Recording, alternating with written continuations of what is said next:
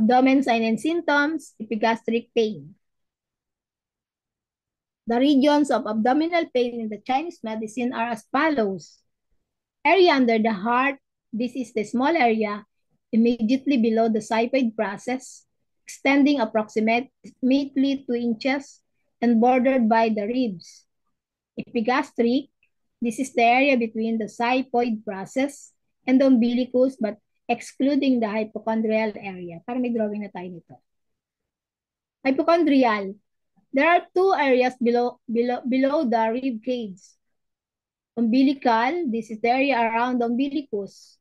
Central lower abdominal, this is the central area of the abdomen between the umbilicus and the syphisis pubis.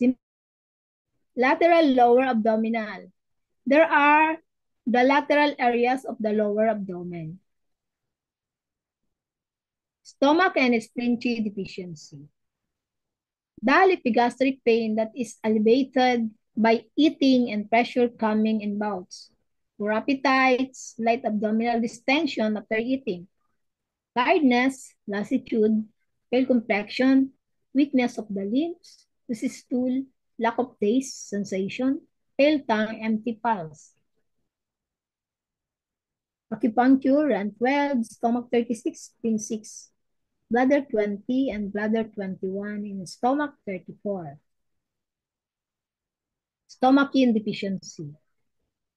The epigastric pain, poor appetite, poor digestion, retching, groaning, hunger, loss of taste, dry mouth, dry lips, dry stool, thin body, sallow complexion with possible a red tip of the nose, night sweating, tongue with transverse crack on sides, weak or floating empty pulse.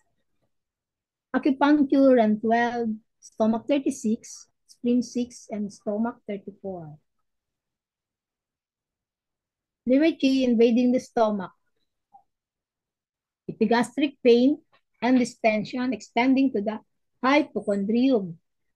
Irritability, a feeling of oppression of the epigastrium. Sour regurgitation, hiccup, belching, nausea, vomiting, sighing, weak limbs, normal colored tongue or slightly red on the side in severe cases of liver chi stagnation. Pulse, wiry on left and weak on the right. Acupuncture, gallbladder 34, liver 3, REN 12, stomach 21, stomach 36, stomach 34. Cold in the stomach.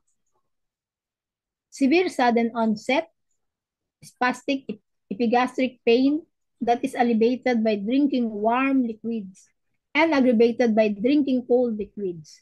Feeling of cold limbs, preference for warm, vomiting of clear fluids may alleviate the pain,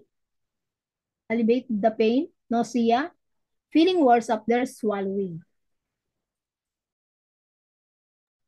Cold fluids, which are quickly vomited, preference for warm liquids, thick white tongue coating, and deep, tight, slow pulse. Acupuncture, REN 12, stomach 21, stomach 34, and bladder 21, and moxa.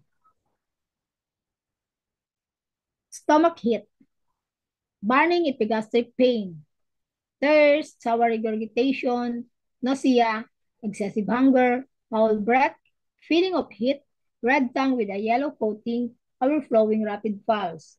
So stomach 44, acupuncture, large intestine 4, stomach 21, stomach 34. Thumb heat in the stomach.